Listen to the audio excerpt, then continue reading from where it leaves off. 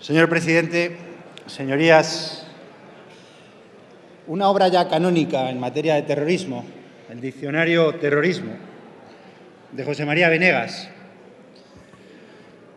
En la entrada islamismo y terrorismo está precedida y sucedida de otras dos entradas. Precedida de la entrada IRA, organización terrorista irlandesa desaparecida, y después le sucede la entrada Iturbe Domingo, etarra, organización también derrotada. Pero el islamismo y el terrorismo islamista sí está presente, está muy presente en nuestras sociedades, y de eso es de lo que hemos venido hoy a hablar. Pero la historia de España y nuestra historia es una historia enmarcada por esas dos realidades, por la realidad de nuestro terrorismo. Seguramente los pueblos aprendemos las mejores técnicas a través de nuestra propia historia. Por eso, al afrontar la reforma del Código Penal sobre terrorismo, lo primero que nos tendría que condicionar es esa historia, que en nuestro caso es una historia de sufrimiento durante demasiado tiempo. Es una historia marcada por la muerte de ciudadanos anónimos inocentes, también de inocentes militares, policías, funcionarios de prisiones, jueces, fiscales, concejales, salpicada de bombas, tiros en la nuca, coches destrozados, viviendas reventadas, vidas y familias rotas, libertades conculcadas, muchos funerales. Al principio, cortejos fúnebres casi clandestinos y luego gigantescas manifestaciones de rechazo. Durante años redactamos manifiestos de condena, comunicados de reprobación sin paliativos y sin matices, grandes y pequeñas declaraciones, unas veces unidos y otras desunidos pero juntos, unas veces juntos pero críticos y otras críticos pero acompañándonos los unos a los otros en el dolor y en el rechazo al terror. Una historia, señorías, al fin y al cabo terrible, pero una historia que ha terminado bien, porque ha supuesto el triunfo de la libertad, de la vida y de la democracia sobre el terror, la muerte y la dictadura de los violentos. Nuestra libertad se ha impuesto sobre el miedo que nos quisieron inocular. Una historia inolvidable, pero afortunadamente irrepetible. Con esa historia es con la que nosotros, a nuestras espaldas, nos acercamos hoy a esta reforma del Código Penal. Reformamos las leyes cuando tenemos que mejorarlas, cuando tenemos que adaptarlas a los problemas, cuando ya no nos sirven para tratar esos problemas con la fineza que requieren. Es cierto, como se ha dicho aquí, que el terrorismo yihadista ya existía en España. Desgraciadamente, no es un desconocido para nosotros. Por eso, precisamente, tendría que haber sido más fácil hoy un acuerdo, porque ya hemos sido víctimas del terrorismo yihadista, porque el 11 de marzo fuimos víctimas de ese zarpazo brutal, porque no vamos a olvidar nunca los trenes trocados en amasijos de hierro que se convirtieron en inmensos ataúdes. Desgraciadamente también nosotros, como antes los neoyorquinos y después los londinenses, luego los británicos, los franceses, los daneses, hemos sido víctimas del terrorismo yihadista, aunque las mayores víctimas siguen siendo los ciudadanos de países musulmanes. Pero ese terrorismo ha evolucionado, ya no es el mismo del año 2004, ni del año 2005, ni del año 2001. Hoy hay zonas enteras, regiones enteras de Siria controladas por bandas terroristas. No existía Al-Qaeda y todas sus franquicias en África. No existía Boko Haram secuestrando 200 niñas para esclavizarlas. No habíamos visto hasta ahora degollamientos masivos en las playas, ni cortar cuellos de periodistas, ni quemar vivos a rehenes. Eso no existía hasta ahora, señorías. En una semana hemos visto la crueldad, la brutalidad del terrorismo yihadista. Lo tenemos ante nuestros ojos y eso requiere que actuemos. Después del 11M fuimos capaces, señorías, de llegar a acuerdos. Fue una comisión muy convulsa, la del 11M. Algunos de los que aquí han intervenido hoy intervinimos en aquella comisión. Pero fíjense, nunca nos llegamos a poner de acuerdo en las conclusiones. Que pasó como pasó, pero hubo una cosa en la que sí nos pusimos de acuerdo en la comisión del 11M. Fue en las recomendaciones. Estuvimos de acuerdo. He repasado las actas de aquella época. 330 votos a favor de 330 votos emitidos. Estuvimos de acuerdo en lo que había que hacer, porque había pasado lo que había pasado y hoy deberíamos estar de acuerdo en lo que hay que hacer, porque también están pasando cosas muy graves en Dinamarca, en Francia y en otros países. Y después de aquello, y después de aquellas recomendaciones, se modificó, sí señor, sí se modificó el Código Penal. Se hicieron otras muchas cosas. Se crearon organizaciones de coordinación, se proporcionaron medios. Claro, si no partimos de cero, señor Llanés, efectivamente no partimos de cero. En estos 11 años se han hecho cosas, muchas. Por cierto, se han hecho bien. Ni entonces ni ahora se está legislando en caliente. Entonces se legisló porque era necesario hacerlo y ahora también es necesario hacerlo para perfeccionar las cosas. Se trata de seguir ese camino, porque nosotros siempre deberíamos ir por delante de los terroristas, pero eso no siempre es fácil. Por eso, al menos, lo que tenemos que hacer es reaccionar lo antes posible, modificar las leyes lo antes posible y hacerlo máxime cuando nos lo están pidiendo, como nos lo está pidiendo el Consejo de Seguridad de Naciones Unidas en el mes de septiembre. El terrorismo yihadista no tiene la misma adscripción, no tiene la misma etiología, no tiene la misma formación que los terrorismos que hasta ahora hemos conocido. Hemos asistido en los últimos años a importantes operaciones. Alguien ha dicho aquí, no, si esto ya sirve. No, no sirven, señorías. En los últimos años hemos asistido a importantes... Perdóneme, señor Hernando. Ruego silencio y no hagan corros en los pasillos. El que no quiera escuchar, que se vaya al bar. Señor Hernando. En los últimos años hemos asistido a importantes operaciones policiales de detención de 15, 20, 30 personas, producto de las investigaciones en inteligencia, y luego ha habido que ponerles en libertad porque no existía un tipo penal adecuado para que lo que estuviesen haciendo fuese calificado como delito de terrorismo, aunque se sabía lo que estaban haciendo, de dónde venían y a dónde iban. Por lo tanto, no teníamos el instrumento jurídico adecuado. Claro que no lo teníamos. Bueno, pues lo que pretendemos hacer con esta nueva redacción del Código Penal es atender a esas necesidades. Aquí ha habido algunos portavoces que se han subido a esta tribuna y han estado hablando de la primera proposición de ley que presentó el Partido Popular. Sí, ha habido cosas que ya han desaparecido absolutamente de esta reforma del Código Penal. Es que ha habido algunos que no se han leído directamente cómo está en estos momentos esta proposición de ley. Todo lo exagerado es trivial, pero a veces cuando la exageración es truculenta se convierte en ridícula. Y aquí se han dicho cosas que ciertamente son ridículas, señorías. Algunos de los intervinientes esta mañana yo tengo una alta estima respecto a ellos. Por eso sé que están muy por encima de lo que han dicho, que es como decir que no se creen ni lo que han dicho. Porque hoy se han dicho cosas que no tienen ningún sentido respecto a la intención que subyace en esta reforma del Código Penal. Mire, en este trámite de enmiendas vamos a excluir el tema de los desórdenes públicos. Para nosotros era importante excluirlo para que a nadie le quede la menor duda de que protestas como la del Gamonal o los scratches no son constitutivas de delito de terrorismo. Conste que era imposible hacer esa interpretación, pero para que a nadie le quede ninguna duda, vamos a excluirlas. Y nos vamos a abstener en la enmienda 43 de Convergencia y Unió por su hipersensibilidad hacia el tema, no porque creamos que haya ninguna duda de que este tipo se pueda aplicar a conductas que no sean estrictamente terroristas. Y también con la intención de que podamos continuar con el diálogo en el Senado. Mire, quien tuviera la intención de aplicar estos tipos para conductas que pudiesen conculcar las libertades sabe que no puede hacerlo, que el Código Penal prevé graves penas para la autoridad o funcionario público que realice delitos de detención ilegal o delitos contra las garantías constitucionales. Para que cualquiera de estos delitos sea considerado delito de terrorismo, será necesario además que se lleve a cabo con determinadas finalidades. Han desaparecido las finalidades difusas, señor Coscubiela. Si eso ya ha desaparecido, pero si eso ya desapareció la semana pasada cuando planteamos esto. Está usted hablando del de hace un mes y medio, no del actual. No del actual.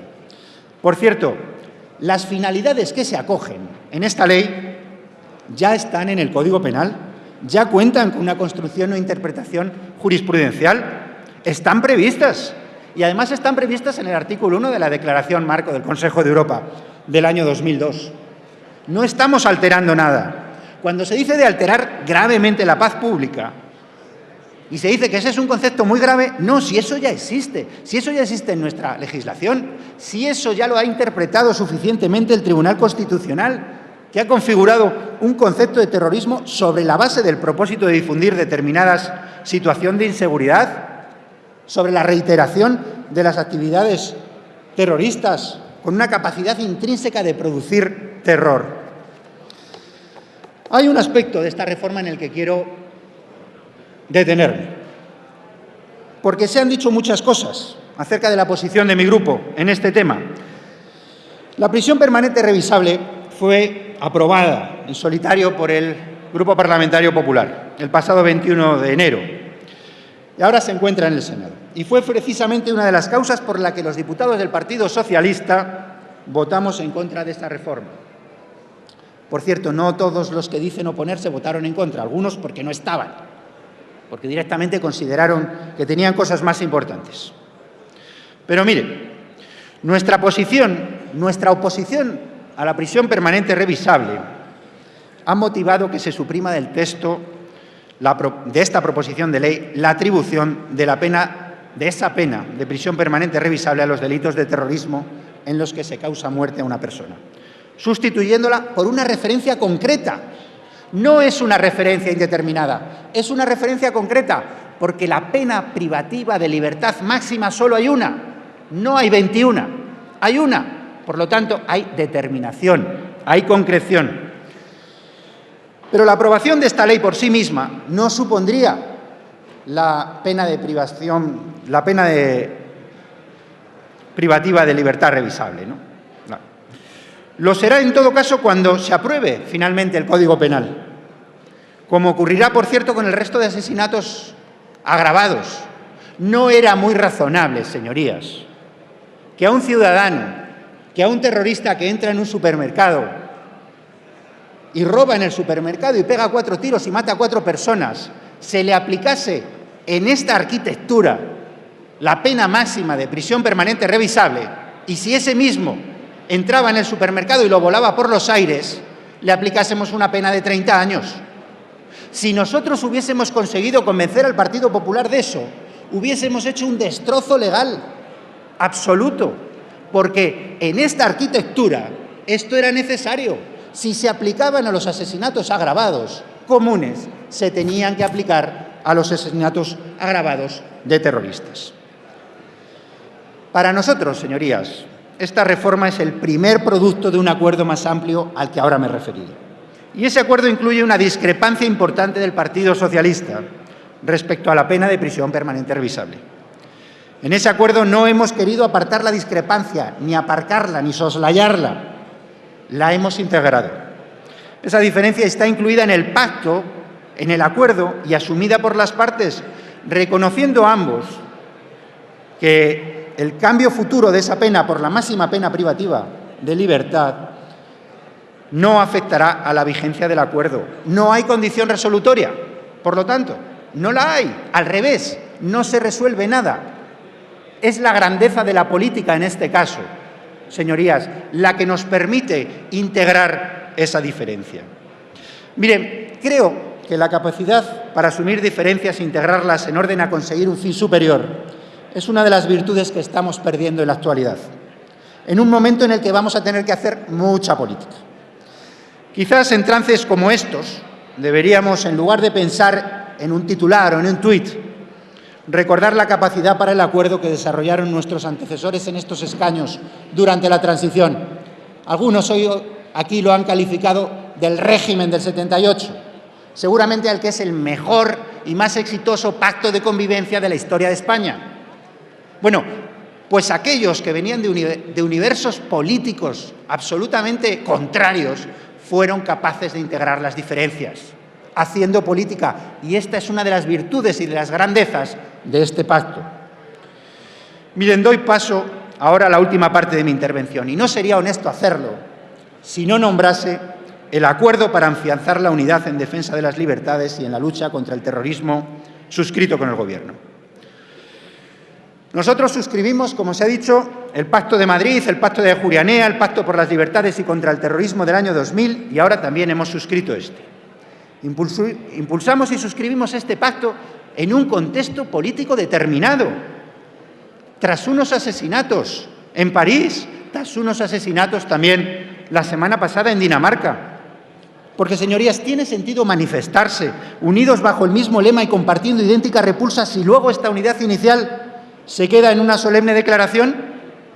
Es que el contexto en el que suscribimos esto no es un contexto baladí. Es que teníamos que haber aprendido lecciones de lo que ha pasado a lo largo de estos años.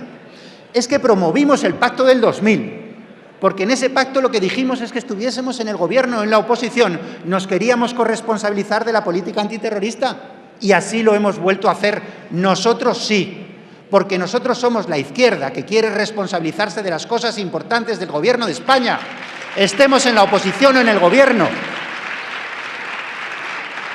El primer producto de ese pacto, señorías, es esta reforma del Código Penal, que ciertamente se había impulsado antes, pero que precisamente la extrajimos de ahí porque sabíamos que nosotros nos íbamos a oponer a la reforma del Código Penal.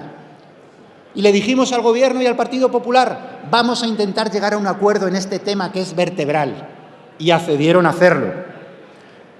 Y empezamos a trabajar. En el acuerdo hemos dejado la puerta abierta a que en el futuro más partidos se puedan unir. Y así vamos a hacerlo, vamos a trabajar en eso. Miren, a estas alturas ya he perdido la esperanza de que la votación sea unánime.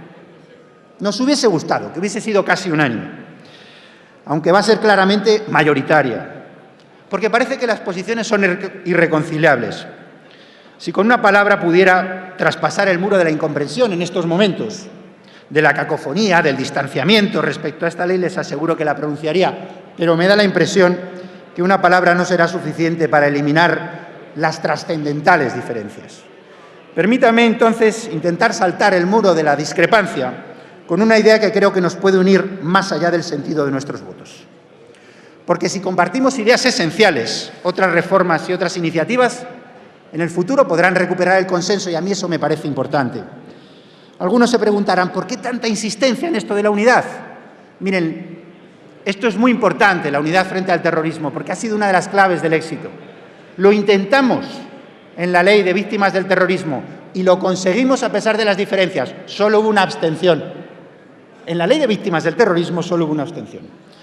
Antes les expliqué que había sido miembro, junto con otros de esta Cámara, de la Comisión de Investigación de los Atentados del 11 de marzo. Una de las comparecientes en esa comisión, la señora Manjón, realizó el parlamento más emotivo, auténtico y rotundo que jamás yo haya escuchado en esta Cámara en los años que llevo aquí. En su intervención, la señora Manjón nos hizo muchos reproches a los comisionados. Seguramente no dimos un buen ejemplo en aquella comisión de investigación, todos. Yo he recuperado anoche algunas de las palabras que ella pronunció. Decía la señora Manjón, para ustedes todo es política y para ustedes todo significa partidismo. Pero afortunadamente, fuera de esta casa, aún queda mucho aire fresco y mucha luz bajo el cielo. Escúchennos con el corazón más limpio que puedan. Solo sus intereses partidistas pueden hacerles ciegos a esta realidad. Pues bien, miren, señorías, ojalá en un futuro próximo remoto nadie pueda malinterpretar nuestras diferencias en la sesión de hoy y decirnos por qué discutían, señorías. Tan grandes eran las diferencias. Es por eso, es por esa prevención frente a la interpretación futura de nuestras discrepancias presentes, por lo que me gustaría poner sobre la mesa conceptos esenciales que nos unan por encima del sentido de nuestros votos. Esa es la idea que ha movido a mi grupo y a mi partido a suscribir esta iniciativa y el acuerdo del que les he hablado. Aunque hoy no coincidamos en el voto, aunque no nos una esta reforma, sé que nos une el error frente al terror. Y también estoy absolutamente convencido de que todos compartimos, señorías, aunque no vayamos a votar juntos, un alto y claro sí a la libertad, no al terrorismo. Y con eso a mi grupo hoy le basta. Muchas gracias.